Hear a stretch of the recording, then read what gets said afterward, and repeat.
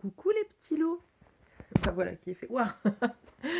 Dans 3 semaines environ, je serai au Festival de bande dessinée de Québec pour signer mes ouvrages, les dédicacer et pour, entre autres, donner une masterclass sur le dessin rehaussé à la feuille d'or.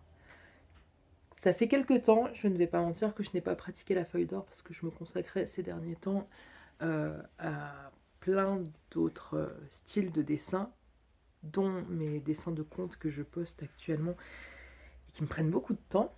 Et du coup, je n'ai pas pratiqué depuis un petit moment.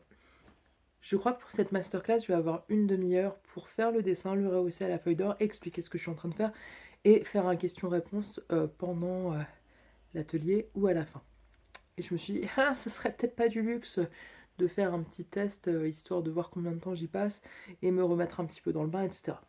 Si j'avais fait les choses bien, j'aurais préparé des questions pour voir si j'étais capable de répondre en même temps que je faisais ma tambouille, parce que faire les choses en un certain temps quand on est seul chez soi, c'est une chose. Faire les choses en un certain temps quand on est devant plein de gens dans un pays qu'on ne connaît pas et qu'on doit répondre aux questions de plein de gens en même temps, tout en se concentrant, tout en se disant oh mon Dieu, si je foire, qu'est-ce qui va se passer?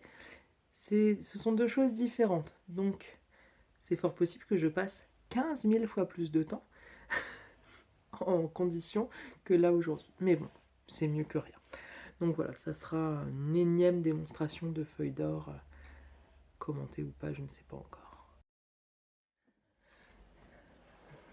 Alors, pour faire un dessin au crayon rehaussé à la feuille d'or, nous aurons besoin déjà d'un crayon ou d'un critérium.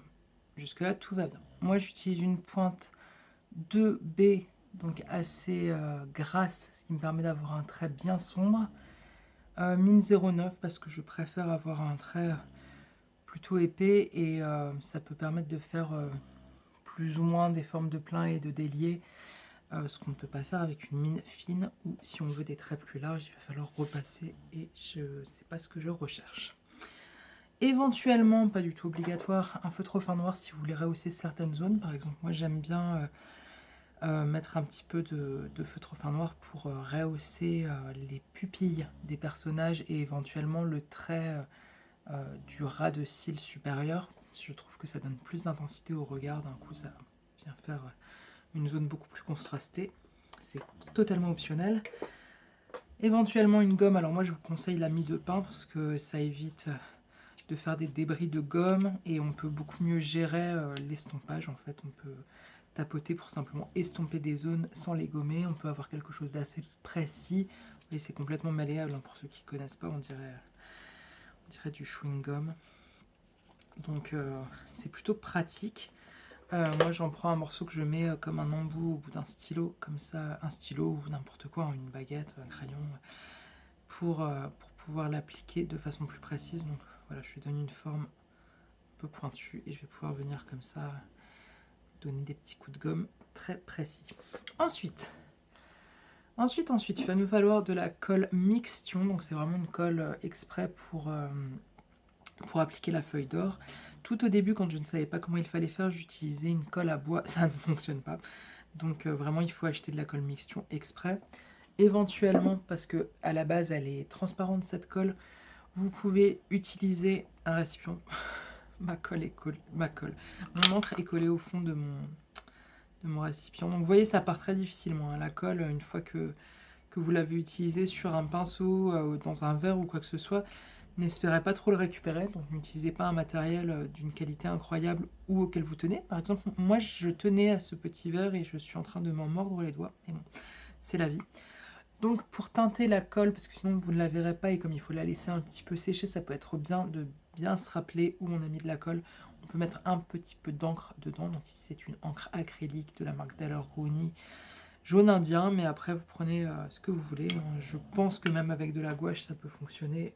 J'ai pas essayé, mais voilà. Et moi je préférais en jaune parce que comme ça, si jamais il y a des endroits où la feuille d'or s'en va, s'estompe ou quoi que ce soit, ça se voit moins que si je mets par exemple une encre bleue ou verte ou peu importe.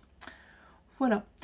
Ensuite, on va avoir besoin de pinceaux pour appliquer la colle.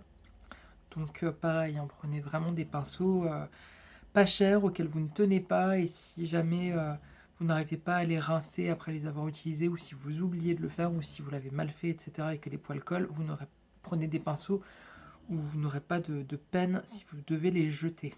Voilà. Donc moi j'avais acheté un lot de pinceaux à acrylique, ou peu importe, vraiment à un prix très bas. Et j'avais pris ce pinceau. Moi, j'aime pas du tout les pinceaux à réservoir pour faire de l'aquarelle, je m'en sers jamais. Donc, j'ai eu plusieurs fois ce genre de pinceau avec des kits de peinture, etc. Donc, comme je ne les utilise pas, écoutez, c'est pratique. Donc, un il n'est pas épais, mais vous voyez, il n'est pas totalement fin. Et celui-là, ça me permet d'avoir une pointe extrêmement fine si je veux vraiment faire du détail. Voilà. Ensuite, dans un monde idéal, moi je fixe le dessin avant d'appliquer la colle avec un fixatif, tout simplement. Vous pouvez aussi prendre de la laque pour cheveux, ça fonctionne. Là, présentement, parce qu'il faut le temps que ça sèche, c'est quand même hyper inflammable, ça sent fort. Donc je pense que je ne vais pas m'en encombrer au moment de la démonstration. Donc là, je ne vais pas m'en encombrer non plus, mais je vous montre au cas où. Ensuite, tout simplement les feuilles d'or. Donc moi ici, présentement, j'ai une boîte avec des copeaux dorés que j'utilise souvent. Vous pouvez en commander, ça s'achète dans plein de marques différentes. On peut utiliser des feuilles d'aluminium teintées, donc elles vont être soit dorées, soit cuivrées, soit argentées. Parfois, elles sont d'un doré un peu rose. Et après, en fait, il en existe de plein de couleurs. Alors parfois, c'est des couleurs un peu clinquantes, on va dire, qui peuvent donner un effet un peu potentiellement un peu kitsch, et surtout selon la lumière, elles vont soit apparaître sous leur couleur assez étincelante, soit elles vont paraître complètement noires. Donc à voir, faites vos tests, mais je n'ai pas été convaincue par l'utilisation de feuilles de couleurs, d'autres couleurs justement. Voilà, donc je me répète peut-être, je ne sais plus si je l'ai dit, donc il y a des feuilles d'aluminium teintées comme ici, ou alors vous pouvez prendre de la vraie feuille d'or qui vous coûtera beaucoup plus cher. Et voilà. Et ensuite, pour finir, au moment d'enlever la feuille d'or, parce que vous allez voir, on va avoir besoin d'enlever le surplus, on va prendre des pinceaux. Donc ici, j'ai un pinceau vraiment à bricolage de base pour les grosses surfaces, et éventuellement pour les parties qui résistent un peu plus, parce que c'est un pinceau quand même assez au poil, assez dur. Et j'ai pris un petit pinceau de maquillage pour enlever ça plus doucement. Faites bien attention que vos pinceaux soient bien propres, parce que ça m'est arrivé que sur un pinceau, il y a un reste d'encre ou de je sais pas trop quoi, peut-être de crayon, et c'était venu faire des traînasses, et c'est pas ça qu'on voulait. Voilà, ça c'était pour le matériel, du coup je vais passer au dessin.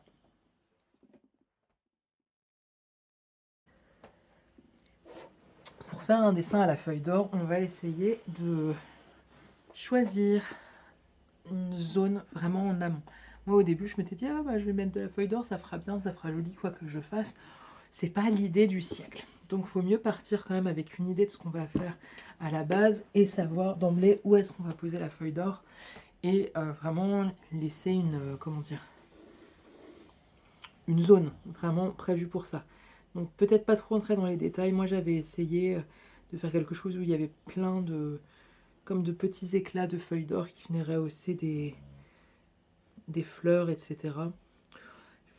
Je sais pas, c'est pas que j'étais pas convaincue, mais je préfère quand ce sont des zones plus franches, mieux délimitées, et que ça va dans quelque chose d'éventuellement un peu plus figuratif, j'allais dire abstrait, le mot est peut-être un petit peu fort quand même, mais voilà, quelque chose de moins réaliste, où vraiment on va avoir une zone mise hyper en valeur avec la feuille d'or, et voilà. Ce qu'on peut faire aussi, c'est rehausser juste un petit peu l'iris des yeux, c'est assez discret, mais ça va vraiment faire une petite touche, paf, qui vient pulser comme ça. Bon là du coup je pars sur un dessin entre gros guillemets bateau, hein, c'est pour la démonstration, donc bien sûr en direct je vais pas partir dans quelque chose d'extrêmement compliqué que je ne maîtrise pas et que je risquerais de rater en public. C'est pas ça qu'on veut, hein. On a un temps limité et puis les gens sont pas là pour me voir galérer à essayer de rattraper un dessin, alors que le but ça reste quand même de montrer la feuille d'or, donc faut pas que le dessin me prenne trop de temps non plus.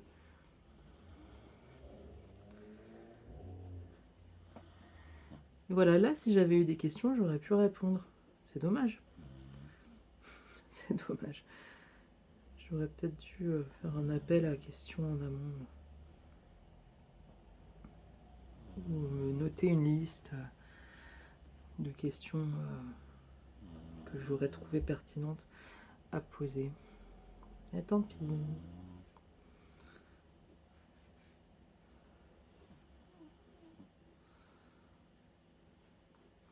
Là, je suis partie sur une feuille format A4, mais en fait, j'ai aucune idée du format qu'on va me proposer, si on me proposera plus petit. J'espère pas plus grand, parce que j'aime pas dessiner en grand, moi. Enfin, j'aime pas.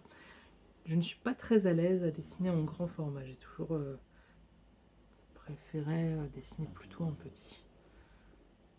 En plus, ça me prend moins de temps. Comme ça, c'est parfait. Du coup, j'ai la tentation de parler comme si j'avais un public devant moi, là, tout de suite, en disant « Ah, alors, la feuille d'or, on la met où? Qu'est-ce qu'on fait ?»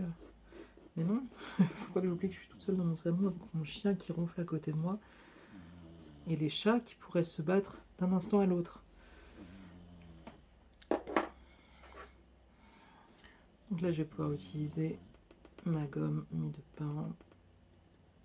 Si vous voulez prendre une gomme normale, vous pouvez, hein, il n'y a pas d'obligation, c'est juste que moi, la mie de pain, je l'ai redécouvert il y a peut-être 1 an ou 1 an et demi, et c'est un petit peu une révélation. Je l'avais utilisé par le passé en me disant c'est pas terrible, je comprends rien. Et en fait, c'est super la gomme mie de pain.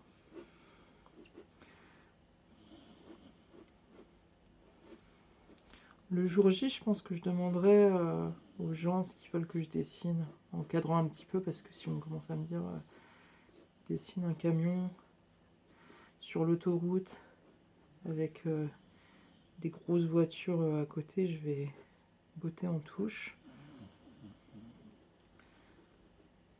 Mais je pourrais dire est-ce que vous voulez plutôt que je dessine une sirène ou un chat? Un chat sirène, un poisson chat.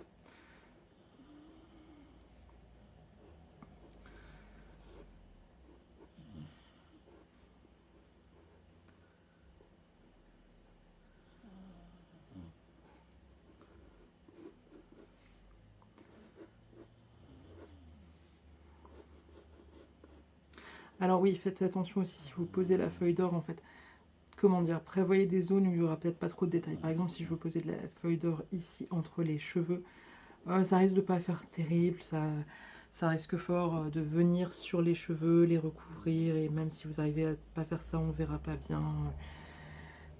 On verra pas bien les détails, ça va gêner le regard, etc. Donc je sais que ça peut être frustrant, des fois on a vraiment envie de rentrer dans des trucs très précis, etc. Mais en fait, ça marche pas très bien. Faut vraiment partir sur l'idée d'un gros aplat bien défini, quelque part. Et éventuellement prévoir aussi quelque chose d'un peu stylisé avec un trait qui va faire le contour de votre dessin, un petit peu comme certaines illustrations de l'illustrateur Mucha. Pour, si la feuille d'or déborde, que ça soit pas trop choquant, que ça puisse être rattrapable. Je sais que ça peut être frustrant, mais ça reste quand même un vrai dessin, c'est pas de l'informatique, on peut pas le retoucher comme on veut, donc c'est un peu comme l'aquarelle, je pense qu'il faut aussi se préparer quelque part à pouvoir rattraper le coup si on se trompe en fait. Certains diront peut-être que c'est de la triche ou j'en sais rien, ou que c'est que je gère pas mon truc. J'ai pas vraiment d'avis là-dessus. Moi, tant que le dessin final se tient, et voilà, bon, je trouve que c'est l'essentiel.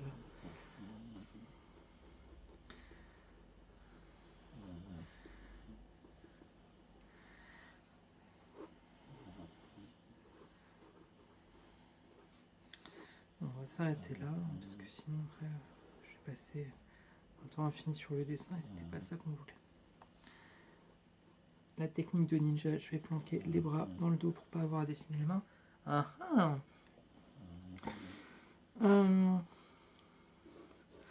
Alors, comme je l'ai fait, j'ai pas fait exprès du tout. J'ai fait un regard orienté vers la droite. On va dire qu'elle regarde quelque chose. Ce qui peut être intéressant, ça va être de faire une forme hyper définie. Donc, par exemple, un rond, un beau rond. Donc, je vais pas le tracer à main levée. Je vais prendre mon petit pot et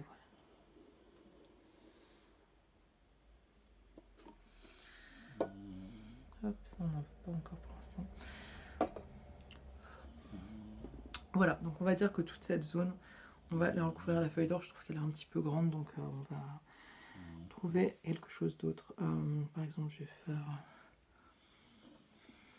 un autre petit rond à l'intérieur. C'est aussi, voilà, plus la surface est grande, plus ça va être long à remplir, plus il y aura des risques. Oh, j'ai fait n'importe quoi, c'est pas grave. Plus il y aura des risques de se tromper, d'avoir un problème avec la colle, qu'elle sèche mal, etc., etc. Voilà, bon, ça va pas être le dessin du siècle, hein, mais c'est pas très grave. Après la feuille d'or, des fois ça va révéler des choses, on va dire c'est pas mal en fait. Voilà. Moi là, présentement dans ma colle mixtion, j'ai versé un petit peu d'encre pour la teinter. Du coup, ça va m'éviter de la verser dans un récipient parce qu'à chaque fois, en fait, j'en gâche plein en faisant ça. Et je commence à trouver ça un petit peu dommage à la longue. Parce que j'en mets une certaine quantité, à chaque fois, je dois en jeter et je me dis quel gâchis. C'est un peu dommage. Donc voilà, je prends ma colle, je viens l'appliquer. C'est super pratique parce que comme je l'ai teinté, je vois ce que je fais.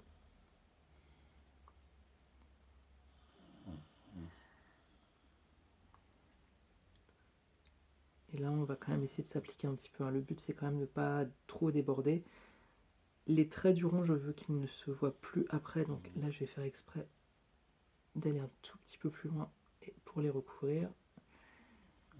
Je vais essayer d'appliquer la colle de façon homogène.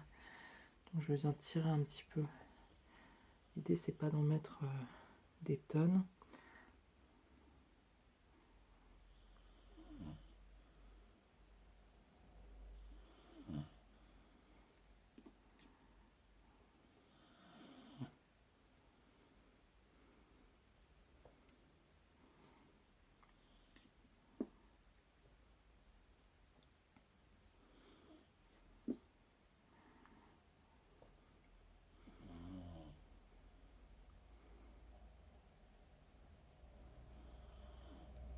Voilà.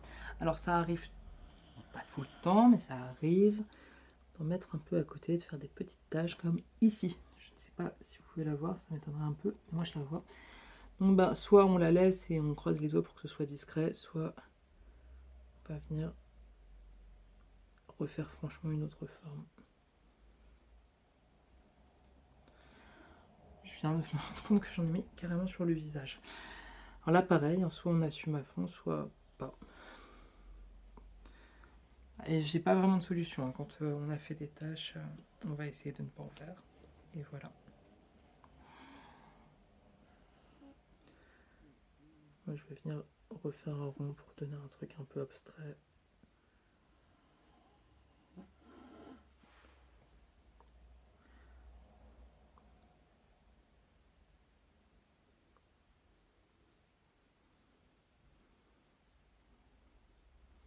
Voilà. Ensuite, j'aimerais avoir un tout petit peu de feuille d'or sur l'iris. Donc, je vais prendre mon pinceau plus petit au cas où, parce que j'ai pas envie que ça déborde. Voilà, je fais bien attention là de m'arrêter. J'en mets pas du tout sur la pupille, puisqu'après, ça va être très compliqué de venir rehausser au crayon par-dessus, et même au feutre fin noir, ça prend pas très bien. Dites-vous que une fois que la feuille d'or est posée, on met rien dessus. Là, je vais faire des petits tests. C'est vraiment la vidéo à l'arrache, hein, désolé.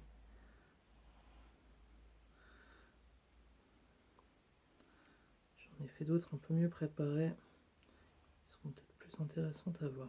Là, c'est aussi pour voir combien de temps je peux mettre tout en blablatant, en faisant un truc. Et aussi pour voir si jamais je fais des erreurs, pour me dire, bon, ça évite de les refaire le jour J.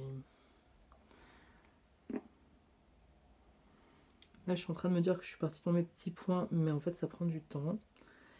Et si je veux attendre que ça sèche un peu pour pouvoir poser la feuille d'or, c'est un truc à pas faire en direct. Par exemple, c'est bien de faire des tests et de se tromper. Ça, après, on est fixé sur ce qu'on va éviter de faire à long terme.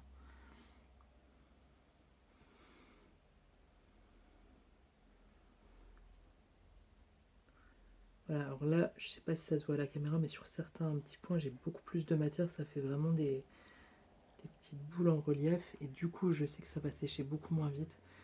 Je vais essayer de récupérer un peu de matière pour qu'elle sèche à peu près en même temps que les autres. Hop.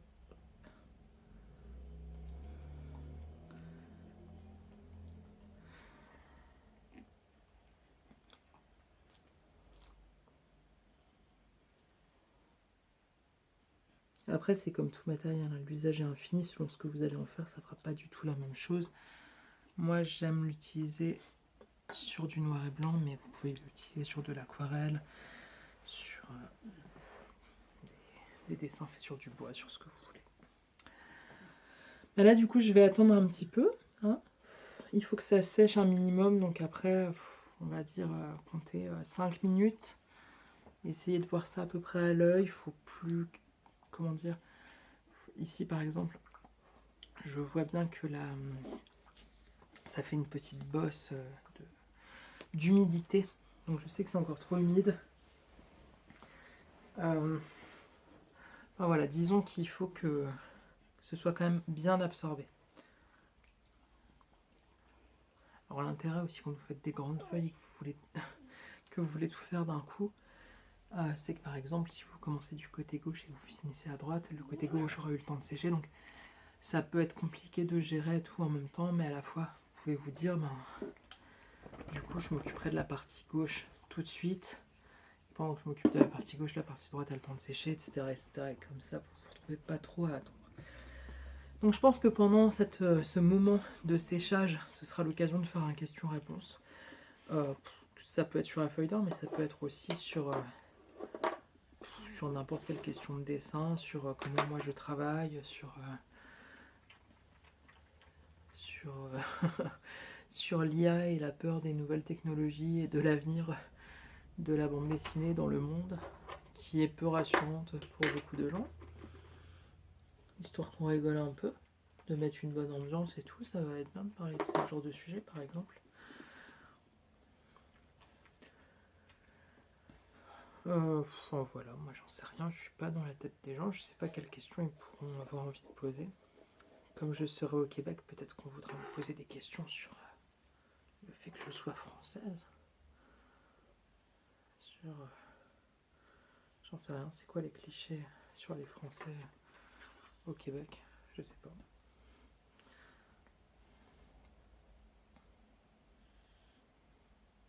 Pardon, là j'ai continué sans prévenir.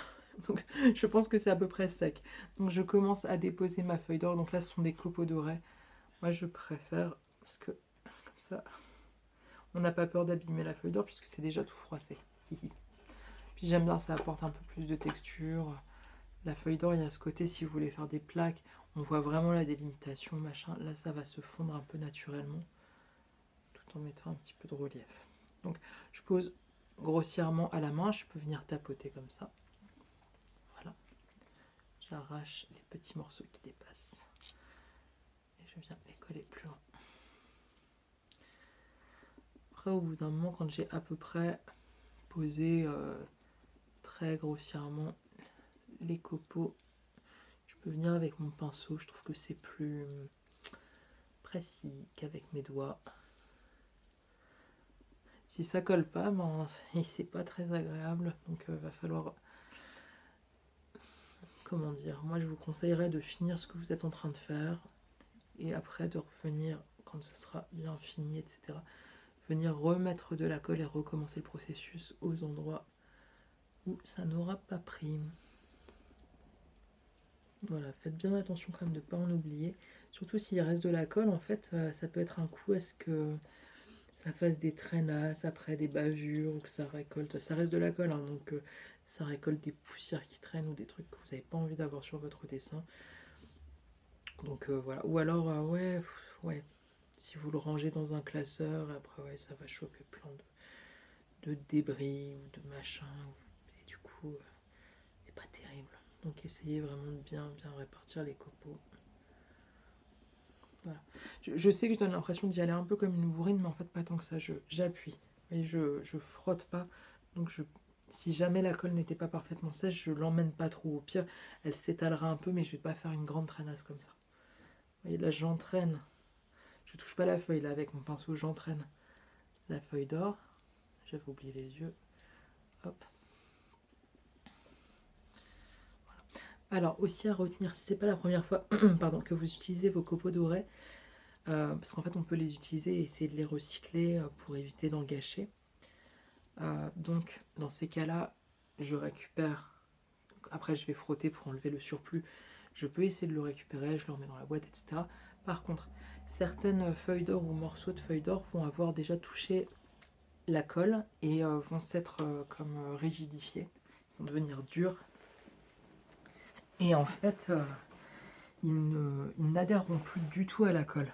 C'est pas grave en soi, hein, ils risquent de juste pas adhérer et puis vous en aurez compte ou pas et d'autres petits copeaux qui n'auront pas été abîmés viendront les remplacer. Par contre, si vous croyez avoir des copeaux de qualité et qu'en fait vous n'avez plus que des copeaux déjà abîmés par la colle, ben, ça risque d'être un peu désagréable parce que tout simplement on se dit il faut que je retrouve des bons copeaux, gna gna gna. Donc, enfin bref, tout ça pour dire vous pouvez les réutiliser mais avec parcimonie on va dire.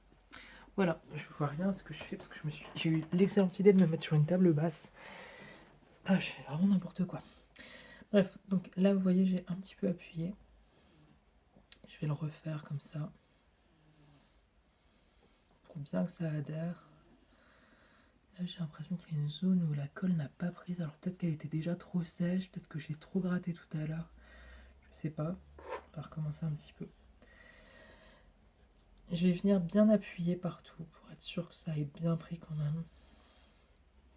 Et quand c'est fait, soit avec le même pinceau, soit avec le pinceau de bricolage, je vous conseille de commencer avec un pinceau plutôt doux. Je vais venir faire des petits cercles tout doux, hein. J'appuie pas très fort. En fait, ça va venir gratter l'excédent de feuilles d'or et c'est très satisfaisant à regarder. C'est que les copeaux dorés vont comme se fusionner entre eux et s'aplatir.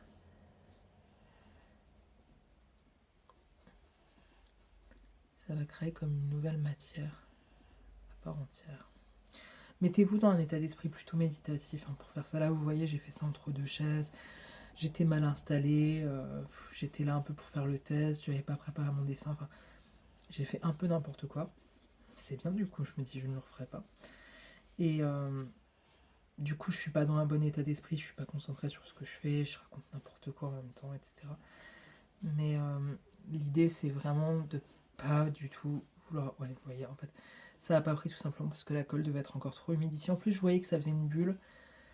Mais comme j'étais pas concentrée, je l'ai mis quand même. Et résultat, vous voyez, en plus de pas avoir bien adhéré, ça vient faire des taches, du coup, dorées tout autour. Et ça, c'était pas du tout ce qu'on voulait. Bah, c'est bien. Du coup, je vous montre aussi ce qu'il faut pas faire. Donc voilà. On vient frotter. Si ça résiste, là, vous pouvez prendre un pinceau avec des poils plus durs pour vraiment aller frotter dans l'autre sens pour bien enlever le surplus. La colle peut faire légèrement gondoler votre feuille puisque ça reste quelque chose d'humide. Donc voilà, préparez-vous, c'est pas forcément grave ou quoi que ce soit, mais ça peut être surprenant et des fois ça peut même être désagréable quand on voulait avoir une belle feuille bien lisse. Moi j'utilise du papier Bristol parce que j'aime beaucoup travailler le critérium sur ce papier très très lisse. Et ça fait un rendu qui fait que je sais pas trop si c'est le rendu ou la texture du papier, mais en tout cas ça fait beaucoup moins travailler mon poignet, je me fais beaucoup moins mal en travaillant. Et comme ça fait quand même, ça fait 20 ans que je travaille et que ça sollicite quand même beaucoup le corps hein, de dessiner et que j'ai pas envie de me retrouver avec des tendinites dans le poignet à plus pouvoir dessiner. Et j'essaye quand même de ménager un peu. Bref, du coup, d'où le papier Bristol. Par contre, il n'est pas extrêmement épais, donc il peut vite gondoler un peu. Bon, c'est pas la meilleure image que j'ai faite, hein, je me répète un peu, mais vraiment, il y a des petites tachettes partout. C'est pas grave. Une fois que c'est fait, il va y avoir plein de petites paillettes d'or qui vont rester collées un peu partout. Donc on va pas forcément très bien voir le dessin tout de suite. Voilà. Là, a priori, ça a quand même bien adhéré. Je vais venir avec quelque chose d'un peu plus fort. C'est vraiment, je suis en train de passer un coup de balai là. J'enlève les paillettes. Voilà. Vous allez en avoir partout dans la maison et sur vous pendant des semaines. Et des fois, vous en trouverez des mois après.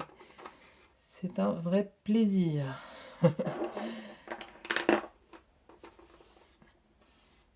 Voilà, je passerai un coup d'aspirateur après. Ça, c'est pas mon problème là tout de suite. Voilà, donc je sais pas si vous pouvez bien voir. Moi j'aime beaucoup l'effet que ça fait parce que selon comment ça capte la lumière. Et ça après le copeau doré, on aime ou on n'aime pas, mais cette petite matière qu'on ne maîtrise pas totalement qui vient se faire, je trouve ça assez sympathique. Alors du coup, les finitions.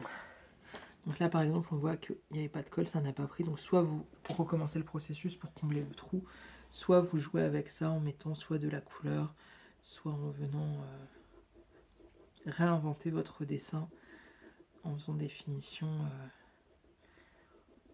avec votre crayon ou avec un feutre noir fin ou avec de l'encre ou avec ce que vous voulez. Hein. Là c'est à vous de voir. Moi j'avais envie de venir faire ces traits hyper épais autour. Et vous voyez quand je gratte sur la feuille d'or, ça peut un petit peu comment dire l'abîmer mais rapidement quoi. Enfin ça fait des petites traînasses assez discrètes. Mais vous voyez, j'arrive pas du tout à dessiner dessus. Voilà, donc je viens juste aussi retoucher les petits endroits où la feuille dorée aurait pu venir masquer mon dessin. Là, malheureusement, comme il y a de la colle, je vais pas pouvoir y faire grand chose. Donc, à part revenir remettre, je le ferai pas ici parce que c'est pour l'exercice, mais parvenir remettre de la feuille d'or ici et là avec la colle, puis la feuille d'or, etc., recommencer tout le processus, je peux pas faire grand chose en fait. Là, vous voyez, j'ai pas la main. Et puis par rapport à ces petites traînasses, c'est à vous de voir. Soit vous remettez un gros morceau de feuille d'or ici et vous assumez le fait que cette partie sera plus épaisse que prévu. Soit vous transformez ça en petites étoiles, soit, j'en sais rien, vous décidez de faire des motifs par exemple ici. Et ça sera un petit peu masqué, ça s'intégrera peut-être mieux, ça peut donner un peu une illusion de poussière dorée, comme si ça avait été fait exprès. Voilà, le dessin c'est aussi de la triche, hein. C'est aussi savoir rattraper des erreurs en cours de route en se débrouillant un peu comme on peut parfois. Mais c'est intéressant, hein. Dit comme ça paraît hyper négatif, mais parfois c'est en faisant des erreurs qu'on va trouver une idée, donc qui va pas forcément marcher immédiatement sur le dessin qu'on est en train de faire, mais parfois on va développer des styles qu'on n'avait pas vu venir, en se disant ouais mais c'est sympa ça, en fait je vais le réutiliser sur un prochain dessin, et, euh, et ça peut devenir une marque de fabrique en fait. Ou pas d'ailleurs, mais enfin voilà, c'est aussi en se trompant, en essayant de rattraper des choses, en bidouillant, que des fois on va trouver des idées, on va créer de nouvelles choses. Voilà, et surtout, bah, à l'époque de l'IA, de machin, et dans un monde où quand même, je trouve qu'on est très dirigé, tout devient très homogène, je trouve, où on nous dit ce qu'il faut faire, ce qu'il faut penser, comment il faut le faire. Ben, je pars très loin, moi, là, mon discours. Voilà, c'est pour dire aussi faire des erreurs et se dire, ah, mais tiens, du coup, ça me donne une autre idée, se laisser porter par cette idée et être vraiment dans un vrai lâcher-prise au sens premier du terme et pas un truc un peu new age où on sait même plus ce que ça veut dire et machin truc. Et vraiment de se dire, je me laisse porter par ce que je suis en train de faire et je me laisse emporter par ma rêverie. Alors pareil, rêverie, c'est pas un mot très à la mode, hein. C'est vraiment, oui, laisser, laisser faire les choses, laisser faire son instinct, laisser faire aussi des gestes automatiques, etc. Ça peut vraiment donner des choses intéressantes et ça fait du bien aussi en fait de revenir à un vrai truc, presque de l'art-thérapie, où on n'est pas là pour faire quelque chose de joli, on n'est pas là pour faire quelque chose d'instagrammable, on est juste là pour tester quelque chose et pour laisser aller ce qu'on a dans la tête en fait. Je pense que dans ce genre de dessin improvisé, moi quand je fais mes petits motifs comme ça me fait beaucoup de bien. Parce qu'en fait, je pense que je libère beaucoup de choses de ce qui se passe dans ma vie, etc., sans même m'en rendre compte. Et ça vient faire vraiment comme un rangement, un nettoyage. Et c'est très apaisant, en fait, et salvateur même. Parce que beaucoup de gens me disent, mais quand tu fais tes motifs comme ça doit te prendre un temps fou. Moi, je pourrais pas, ça me ferait craquer. Et en fait, oui, moi aussi, j'ai pensé ça à un moment, mais finalement, quand on décide qu'on va le faire dans un état d'esprit méditatif, qu'on n'est pas là pour faire une course de vitesse, ni pour faire quelque chose de joli, et qu'on fait un geste automatique, là, les petits ronds, je savais globalement ce que ça allait donner en termes de motifs, mais je me suis jamais dit, là, il y aura un rond entier, et là, il y aura un demi-rond. Ça fait du bien, quoi, de laisser aller son crayon, ça fait du bien à la tête, ça fait du bien tout court. Donc voilà, je vous invite à tester les choses, à voir ce que ça donne, à pas vous mettre la pression si vous ratez. Enfin voilà. Le fait de rater, c'est quand même un état d'esprit aussi de... Enfin voilà, bref. Ici, je vais juste venir entourer mon truc parce qu'il est beaucoup plus gros que les autres. Et du coup, j'aime pas parce que je voulais quand même un truc assez homogène. Je viens de dire exactement là-bas. Ça fait 10 minutes que je suis là, oui, le lâcher prise, l'erreur n'existe pas. Et là, d'un coup, non, je voulais que ce soit plus homogène. Bref, donc on va dire que c'est pas un petite broche là, un petit badge. Voilà. C'est un peu dommage quand même ça. Alors pareil, hein, ça vous le rattraper, on peut dire oh regardez, elle a un piercing ou pas. Et bref, où est mon feutre fin noir ici. Et bref, du coup pour finir, moi j'aime bien, comme je disais tout au début de la vidéo, venir redessiner la pupille au feutre fin noir comme ça. Et éventuellement le ras de cils supérieur. C'est pas du tout obligatoire, hein. C'est juste que moi je trouve que ça fait bien ressortir le regard.